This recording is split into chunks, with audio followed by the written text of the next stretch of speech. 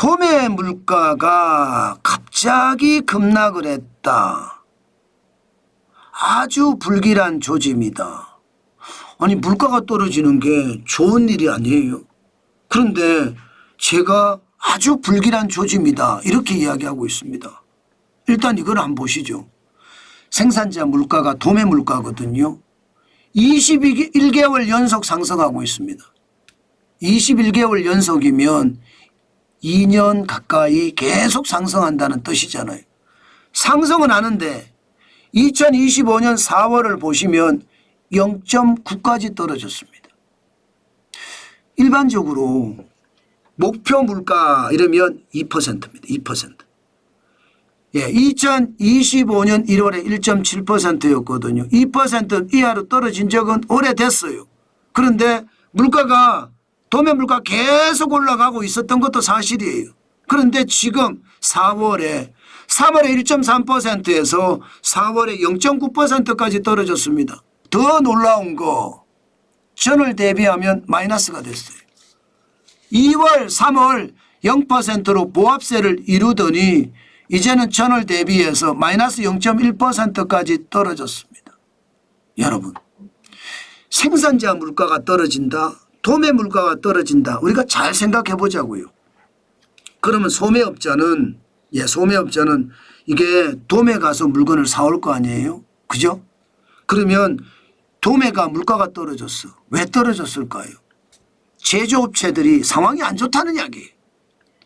도매업체들이 제조업체에서 물건을 살 때 싸게 사고 싶어 하는 건 당연하거든요.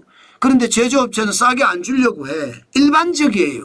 그런데 제조업체는 창고에 재고만 자꾸 늘어. 재고가 느니까 안 되겠다. 도매업체한테 덤핑으로 넘겨. 덤핑으로. 뭐 완전 덤핑은 아니지만 할인해서 일단 넘긴다는. 그러니까 전월 대비해서 도매 물가가 마이너스가 되기 시작한 거예요. 마이너스. 와 이거 문제예요. 이게 문제. 왜 문제냐. 여러분 마이너스가 된다는 것은 소매에서 제 역할을 못 해준다는 거예요. 소매에서 말입니다. 물건을 잘 팔아주면 도매 창고에 재고 쌓일 일은 없거든요. 그죠? 그리고 도매 창고뿐만 아니라 제조업자 창고에 재고 쌓일 일도 없습니다. 그런데 소매에서 지금 못 팔아준다는 이야기잖아요. 소매에서 못 팔아준다는 이야기는 뭡니까 여러분? 결국 경기가 침체한다는 이야기예요. 저는 이게 충격이라고 생각합니다. 사실 한국 경제 침체할 가능성이 굉장히 높다 이렇게 얘기해 왔습니다. 한국개발원도 한국금융연구원도 올해 대한민국의 경제 성장률을 0.8%로 보고 있습니다. 이 수치는 글로벌 금융위기 때와 똑같은 수치예요. 그만큼 대한민국 경제가 어렵다는 거예요. 그런데 그 조짐이 도매 물가에서 나타났다는 이야기입니다.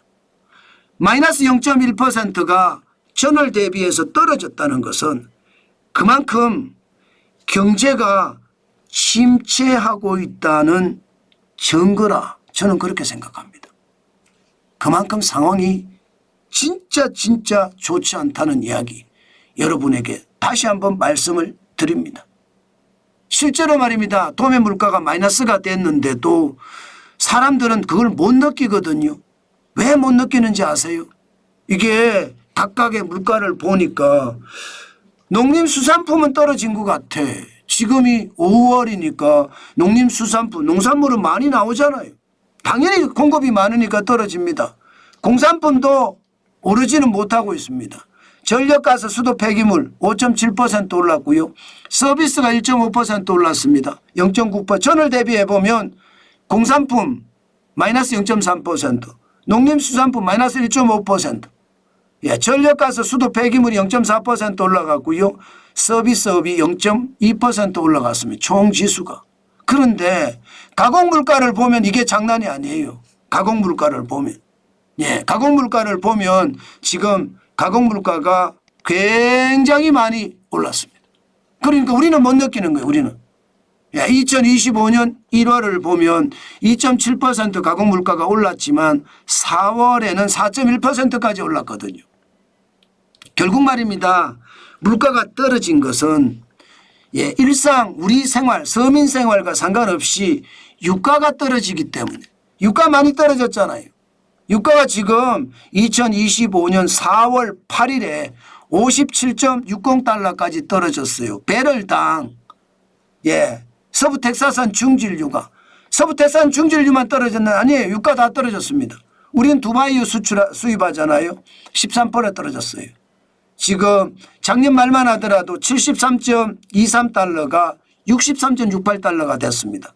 북해산 브렌트유도 14% 떨어졌고요. 74.64달러가 64.08달러까지 떨어진 것이니까요. 그러니까 결국 말입니다.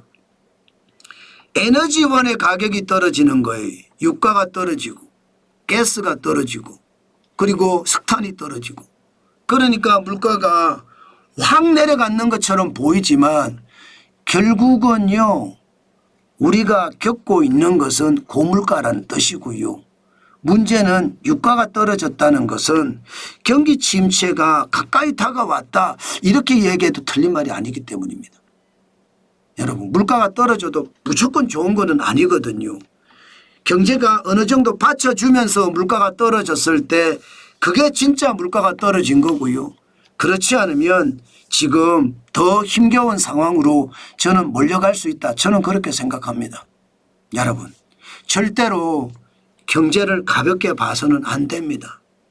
물가가 그냥 떨어진다고 해서 물가만 보고 이제 물가 떨어지네 이렇게 생각하기보다는요. 저 물가가 왜 떨어질까?